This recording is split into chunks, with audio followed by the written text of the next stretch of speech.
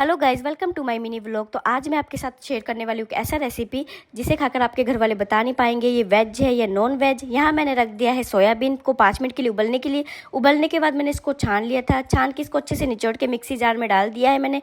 और इसमें डाला है मैंने लहसुन, अदरक, मिर्च और इसको अच्छे से मिक्स कर फिर मैंने इसमें डाला है मिर्च, बेसन, नमक, प्याज और अच्छे से मिक्स कर इसको फिर मैंने एक पेंसिल की हेल्प से कबाब को शेप किया है। शेप करने के बाद फिर मैंने यहाँ रख दिया है कढ़ाई में डाल दिया है मैंने तेल गर्म होने के लिए। तेल डालने के बाद फिर मैंने इसमें डाल दिया है कबाब को हल्का सा गोल्डन ब्राउन करना है, ज़्यादा चाहो आप कर सकते हो। फिर उसके बाद मैंने रख दिया यहाँ सर्व होने के लिए। आप भी ट्राई कर सकते हो। Thank you for watching. मिलते हैं नेक्स्ट वीडियो में।